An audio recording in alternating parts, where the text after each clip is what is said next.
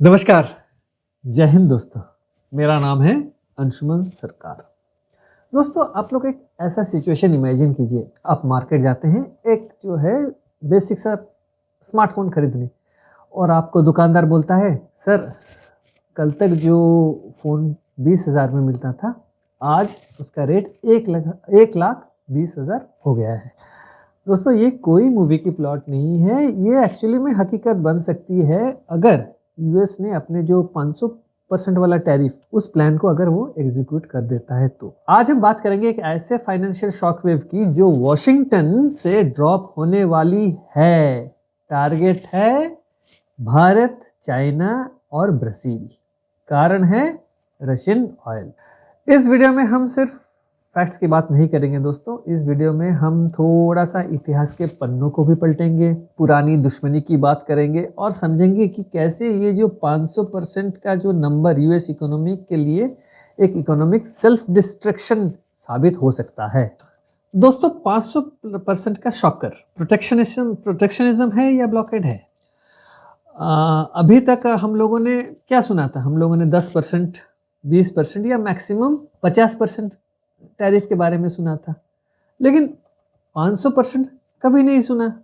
लेकिन इसके पीछे कौन लोग हैं? इसके पीछे है सेनेटर्स आपके लिंडसे ग्राहम और एक नाम है रिचर्ड ब्लूमेंथल। रिपोर्ट्स और पॉलिसी लीक्स के मुताबिक प्रेसिडेंट ट्रंप ने इस आइडिया को हरी झंडी दे दी है। अब इनका लॉजिक सिंपल है कि भैया ऐसा है कि आप अगर रशिया से तेल खरीदोगे तो हम आपका माल आपके यहाँ से जो माल इंपोर्ट करेंगे उस पर हम टैक्स लगाएंगे कि आप बर्बाद हो जाओगे।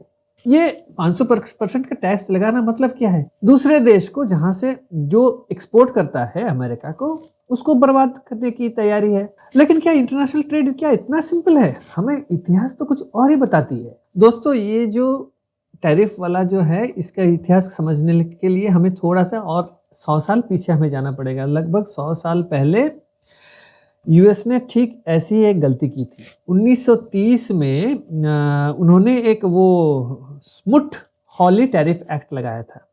ये स्मुट कौन थे? ये थे एक senator read smooth SMOOT smooth, और दूसरे थे रिप्रेजेंटेटिव विलिस हॉले। तो ये स्मुट-हॉले टैरिफ एक्ट हुआ करता था। उस वक्त भी यूएस ने जो है अपनी इंडस्ट्रीज को प्रोटेक्ट करने के लिए टैरिफ्स लगाए थे। ये दोनों बंदे थे, जैसे कि अभी लिंडसे और रिचर्ड ब्लूमेंथल है, लिंडसे ग्राहम और रिचर्ड ब्लूमेंथल, उसी तरह ये स्मूट और हॉले उस वक्त के थे सलाहकार प्रेसिडेंट के। और तब प्रेसिडेंट हुआ करते थे हर्बर्ट हूवर। तो उन्होंने बोला कि देखिए, एक काम करते हैं, हम 20,000 जो प्रोडक्ट्स जो हम इंपोर्ट करते हैं, मतलब दूसरे देश जो हमारे को एक्सपोर्ट करते हैं, हम उस पर टैरिफ्स लगाएंगे। उस वक्त जो है करीबन 1000 इकोनॉमिस्ट्स, प्रेसिडेंट हूवर जो हुआ करते थे, हर्बर्ट हूवर, उनको चिट्ठी लिखी, सर इसको मत कीजिए, ये तबाही लाएगा। उन्होंने सुना नहीं, उन्होंने टैरिफ्स लगा दी। उसके नतीजे में ये हुआ कि ट्रेड जो है 65% घट गया। मतलब इतना गिर गया कि यूएस की एक्सपोर्ट्स भी जो है वो कोलैप्स कर गई और रिसेशन हो गया। क्यों हुआ? क्योंकि न जब यूएस ने टैरिफ्स लगाई तो दूसरे देश जो यूएस को एक्सपोर्ट्स करती थी, उन लोगों ने भी यूएस के ऊपर टैरिफ लगा दी। तो क्या हुआ? यूएस में रिसेशन हो गया, फिर वो चलते चलते द ग्रेट डिप्रेशन में तब्दील हो गया। तो लोग सड़कों पे आ गए, बैंक्स बिल्कुल फेल हो गए। और आज देखिए, आज वही फिर 500% जो है वो टैरिफ लगाने की कोशिश कर रहे हैं। तो यूएस 1930 की जो स्क्रिप्ट वो फिर से लिख रहा है। और लेकिन जो इस बार जो है ना, स्टेक्स कहीं ज़्यादा बड़े हैं और इनको लग रहा है कि भैया हम इतिहास के पन्ने से कुछ ऐसे उठा के ले आएंगे और हमारा इकोनॉमी एकदम से $39 ट्रिलियन के घाटे में चल रहा है। ट्रिलियन डॉलर्स के घाटे में चल रहा है यूएसए। उनको लग रहा है कि रातों रात ये दो आ गए, ग्राहम और रिचर्ड, ये दोनों बदल देंगे, इतिहास लिख देंगे। तो यही चल रहा है इनका। 500% का टैरिफ अगर लगता है तो ये यूएस के लिए आत्मघाती होगा, यूएस इकोनॉमी पर चोट पड़ेगा। अब बात करते हैं कि अगर ये प्लान एग्जीक्यूट हुआ तो यूएस के अंदर क्या होगा। ये जानना भी बहुत ज़रूरी है। ये उसके अंदर 3 चीज़ें होंगी, एक होगा हेल्थ केयर क्राइसिस होगा, दूसरा होगा आपका टेक ब्लैकआउट होगा, तीसरा होगा फूड एंड स्टील स्क्वीज। ये 3 महत्वपूर्ण चीज़ें होंगी। देखिए, इंडिया को जो है दुनिया का फार्मेसी ऑफ द वर्ल्ड कहा जाता है। तो यूएस के अंदर अगर 3 जेनरिक जो है दवाई या गोली बिकती है तो उसमें से एक भारतीय होता है, मतलब मेड इन इंडिया होता है। और बेसिकली जो दवाइयाँ हैं वो है ब्लड प्रेशर के, फिर डायबिटीज़ के, फिर कैंसर। देखिए, कैंसर की जो दवाई सस्ती दवाई है वो इंडिया ही बनाती है और वो यूएस में बिकती है। अगर 500% का टैरिफ लगता है तो यूएस हॉस्पिटल्स में दवाइयों की किल्लत हो जाएगी। वो यूएस नहीं सोच रहा है। जो कॉमन जो अमेरिकन जो सिटीजन है वो एंटीबायोटिक खरीदने के लिए उसको लग्जरी लगेगा कि कीमतें 500% बढ़ जाएगी, तो ये लग्जरी आइटम बन जाएगा, अफोर्डेबल नहीं रहेगा। तो ये सिर्फ यूएस की इकोनॉमी की नहीं, ये यूएस में एक जो पब्लिक हेल्थ इमरजेंसी भी वो क्रिएट करेगा। तो ये हो गया आपका हेल्थ केयर क्राइसिस कैसे पैदा हो सकता है। फिर जो मैंने कहा कि टेक ब्लैकआउट की बात करेंगे। देखिए, चाइना के बिना जो अमेरिका का सिलिकॉन वैली जो है बिल्कुल अधूरा है। आईफोन से लेके ईवी बैटरीज तक सब कुछ चाइना के सप्लाई चेन से जुड़ा हुआ है, ये तो बात मानना पड़ेगा। ट्रंप ने 2018 में एक ट्रेड वॉर शुरू की थी, सबको पता है। तब एप्पल के सीईओ टिम कुक ने कहा था कि भैया ये जो टैरिफ्स तुम लगा रहे हो यूएस के लिए बहुत ही महंगा पड़ेगा। अब सोचिए 500% का टैरिफ लगा रहे हैं, मतलब क्या है, मतलब एप्पल और टेस्ला जैसी कंपनी का प्रोडक्शन कॉस्ट इतना बढ़ेगा और कि मतलब कंपनीज के सर्वाइवल ये मुश्किल हो जाएगी। तो ये हो सकता है। तो ये दूसरी जो टेक ब्लैकआउट की बात ये हो गया। फिर तीसरी बात क्या है, तीसरी बात है जो फूड और स्टील का स्क्वीज हो जाना। वो कैसे होगा? अब ब्राज़ील जो है यूएस का सबसे बड़ा जो है फूड और स्टील सप्लायर है। अगर एक आम अमेरिकन जो अगर जो अपने जो कॉफ़ी शुरुआत में दिन का जो कॉफ़ी पीता है उससे लेके वो जो कंस्ट्रक्शन होती है स्टील, वो सारी जो है वो स्टील जो ब्राज़ील से आती है। अब 500% का टैरिफ लगाएंगे, इसका मतलब क्या है, जो इन्फ्लेशन का सुनामी हो जाएगा। तो ये जो उनका जो यहाँ फेडरल रिजर्व है वो कभी कंट्रोल ही नहीं कर पाएगा जो महंगाई को। तो वो फिर सोचे कि क्या है कि क्या नहीं है। देखिए, अब सबसे इंटरेस्टिंग बात जो है, इस पूरी जो ट्रेड वॉर में सबसे ज़्यादा डैमेज शायद किसी गवर्नमेंट को नहीं होगा, बल्कि जो एवरेज जो अमेरिकन आम परिवार जो है, अमेरिकी परिवार हो या आम अमेरिकन आदमी हो, उस पे होगा। आप देखिए वहाँ पे क्या है, वहाँ पे वॉलमार्ट है, अमेज़न है, कॉस्टको है। उन जो आपके जो सुपरमार्केट्स में मतलब इन्फ्लेशन या जो महंगाई, जो सामान के जो प्राइसेस इतने बढ़ जाएगा तो क्या होगा? जो ट्रंप साहब के जो वोटर्स हैं, जिन्होंने उनको कांग्रेस में पावर में लाए हैं, वही वोटर सबसे पहले नाराज़ होंगे। तो उससे क्या होने वाला है? हिस्ट्री बताती है कि जब ट्रेड वॉर्स हुई है वो कभी नहीं जीत पाए। ये ट्रेड वॉर मतलब ये इलेक्शन हारने की फॉर्मूला है। और ट्रंप साहब वो नहीं समझ रहे हैं, मिड टर्म्स आने वाले हैं। ट्रंप साहब उससे पहले ही नाचना शुरू कर दिया है कि मैं तो भैया 500% का टैरिफ लगाऊंगा।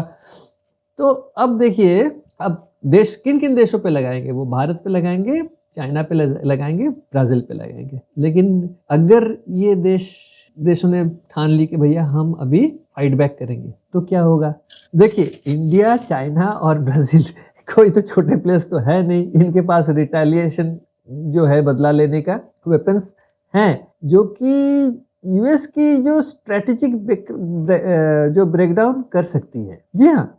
और इंडिया जो है, जो उसका जो जिद है और सर्विस पावर है, उसको वो मतलब अभी जो है डिस्प्ले कर सकता है। हम अगर हिस्ट्री का एक किस्सा भी आपको लोगों को याद दिला दूं तो 1971 की बात मैं करूं, ये तो भारत पाकिस्तान की जो युद्ध चल रहा था, उस वक्त यूएस प्रेसिडेंट कौन थे?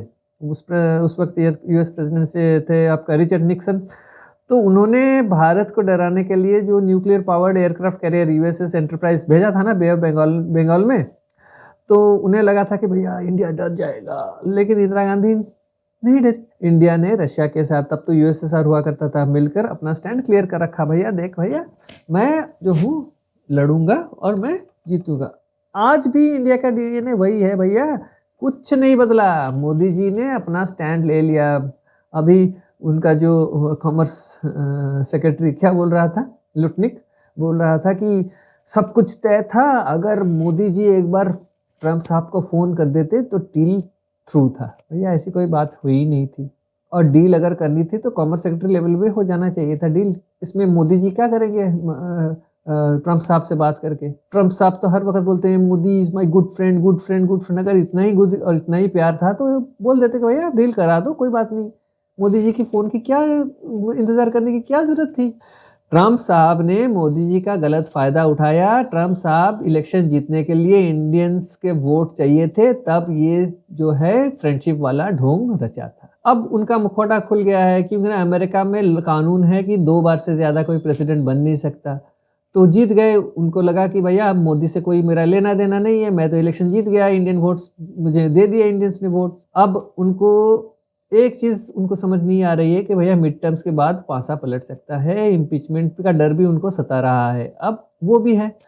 तो अब यूएस अगर टैरिफ लगाता है तो इंडिया जो है ना अपना जो सर्विसेज सेक्टर का वेपन वो निकालेगा। जी हाँ, देखिए यूएस की जो फॉर्च्यून 500 कंपनीज की जो बैक ऑफिस है, आईटी सपोर्ट है और डाटा मैनेजमेंट जो है वो सारे बेंगलोर और हैदराबाद से चलती है। अगर इंडिया ने एक डिजिटल सर्विसेज टैक्स लगा दिया ना, या समझ लीजिए सर्वर्स ब्लॉक कर दिया, तो क्या होगा? तो यूएस के जो बैंकिंग है और एयरलाइन सिस्टम है वो एक जो पैरालाइज हो जाएगा, पैरालिसिस का सिचुएशन हो जाएगा।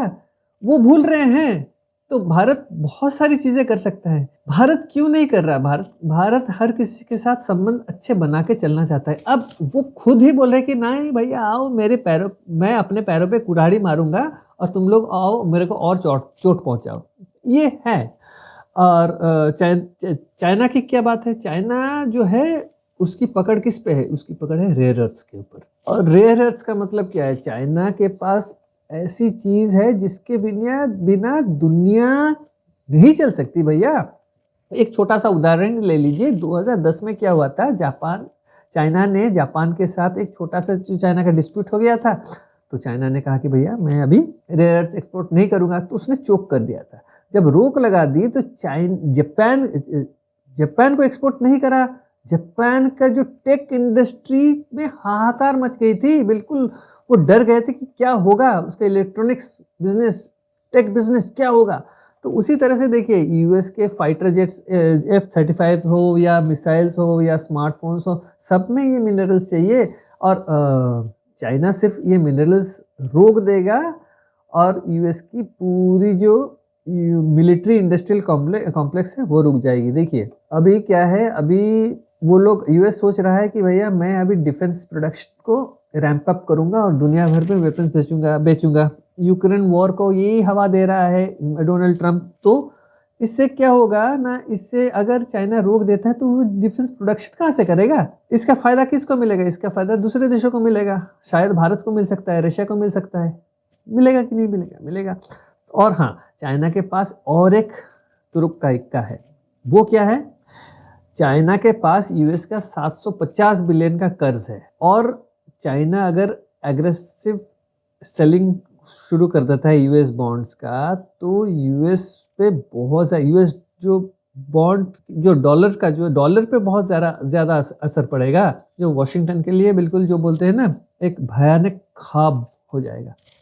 तो चाइना भी बहुत कुछ कर सकता है। अब ब्राज़ील क्या कर सकता है? देखिए ब्राज़ील के जो प्रेसिडेंट है लुला दा सिल्वा, उन्होंने पहले ही कह दिया कि भैया मैं यूएस हेजेमोनी के सामने नहीं झुकूंगा। सपोज मान लीजिए कि ब्राज़ील जो है अपना सोयाबीन हो या जो मीट अमेरिका को एक्सपोर्ट्स रोक देगा और पूरी तरह उसको डाइवर्ट कर देगा, भैया चाइना तुम्हें दे देता हूँ और यूरोप को भेज देता हूँ। तो क्या करेगा यूएसए? वैसे भी यूएस के जो फार्मर्स जो है ब्राज़ील को मशीनरी बेचती है, अगर वो भी बंद कर देता है तो क्या होगा? यार रातों रात वो बैंकरप्सी हो जाएगी उसकी। तो ये है, अब सिर्फ इन 3 देशों की मैंने बात करी है। अल्टीमेट रिवेंज अगर सोचेंगे तो क्या हो सकता है, अभी तो रशिया और ब्रिक्स की बात मैंने कही नहीं, उस पर बात करते हैं अभी। अब इस पूरे खेल में रशिया एक अभी साइलेंट प्लेयर नहीं है। देखिए रशिया के पास एनर्जी और फर्टिलाइज़र का भंडार पड़ा हुआ है। अगर यूएस जैसे कि भारत, चीन और ब्राज़ील को जो है अभी जो पनिश करने की कोशिश करेगा, तो ये चारों मिलके, जैसे कि रशिया, इंडिया, चाइना और ब्राज़ील मिलके एक रास्ता ज़रूर निकालेंगे। वो क्या होगा, उसको कहते हैं डी डॉलराइजेशन। अब दुनिया के सबसे बड़ा डर यूएस के लिए यही है कि भैया डी डॉलराइजेशन हो जाता है तो क्या होगा। अगर ये 4 मिलके अगर डिसाइड कर दे कि वो ट्रेड ही करेंगे बगैर डॉलर से, हम डॉलर यूज़ नहीं करेंगे, हम ट्रेड करेंगे, तो डॉलर की जो ग्लोबल रिजर्व करेंसी वाली जो पावर है वो खत्म ही हो जाएगी बिल्कुल। बस ट्रेड करेंगे अपने लोकल करेंसी से, इतना ही डिसाइड कर लो, ये 4 ही देश डिसाइड कर ले, बिल्कुल डॉलर की जो पावर है वो बिल्कुल खत्म हो जाएगी। सोचिए तेल खरीदना शुरू हो गया लोकल करेंसी से, क्या होगा, तो डॉलर की रिजर्व की जरूरत है ही नहीं। तो उससे क्या होगा, जो अमेरिका का जो खुद का खर्च है वो उसकी भरपाई कैसे करेगा। अब डॉलर बेच के तो भरपाई कर रहा था ना, अब कहाँ से क्या करेगा। तो ये जो है ये बेसिकली क्या है, ये 500% का टैरिफ वो रशिया को रोकने के लिए कर रहा है, लेकिन एक्चुअली में ब्रिक्स को जो है उसने एक सबसे बड़ा रीज़न बना दिया है एक होने के लिए। ये 500% टैरिफ बहुत महंगा पड़ेगा यूएसए के लिए। तो दोस्तों ये 500% टैरिफ क्या सच में लगेगा, ये बहुत बड़ा प्रश्न चिन्ह अभी बन के खड़ा हुआ है। दोस्तों ऐसे भी एक्सपर्ट्स का ये कहना है कि ट्रम्प की जो ये आर्ट ऑफ द डील वाली एक स्ट्रेटेजी है कि भैया एक ऐसा नंबर फेंको कि सामने वाला डर जाए और नेगोशिएशन टेबल पे आ जाए। लेकिन अगर ये एग्जीक्यूट हुआ, ये 500% जो एग्जीक्यूट, वो सपोज उन्होंने टैरिफ लगाया, तो हिस्ट्री के पन्नों में ये वही वाली गलती हो जाएगी जो कि स्मुट और हॉले वाली जो 1930 में उन्होंने की थी। फर्क सिर्फ इतना रहेगा कि भैया 1930 में यूएस एक सुपर पावर, अकेली सुपर पावर हुआ करती थी, और लेकिन आज 2026 में दुनिया मल्टीपोलर है। इंडिया की जिद, चाइना की मैन्युफैक्चरिंग, ब्राज़ील का रिसोर्स और रशिया का जो तेल, ये चारों मिलकर यूएस की जो इकोनॉमी की दीवार बिल्कुल ख़त्म कर देंगे, यूएस को पता भी नहीं चलेगा। तो अब एक प्रश्न यहाँ के उठता है दोस्तों, क्या इंडिया को यूएस के प्रेशर के आगे झुकना चाहिए, या ये वही मोमेंट है जहां इंडिया को अपनी स्ट्रेटेजिक ऑटोनॉमी फाइनलाइज कर देनी चाहिए। इस प्रश्न का जवाब जो है नीचे आप कमेंट बॉक्स पे ज़रूर दीजिएगा। तो इसी के साथ मैं इस वीडियो को यहीं समाप्त करता हूं। अगर आपको वीडियो अच्छा लगा है तो वीडियो को ज़रूर लाइक करें, चैनल को सब्सक्राइब करना ना भूलें, दोस्तों के साथ भी ज़रूर शेयर करें। जय हिंद, नमस्कार।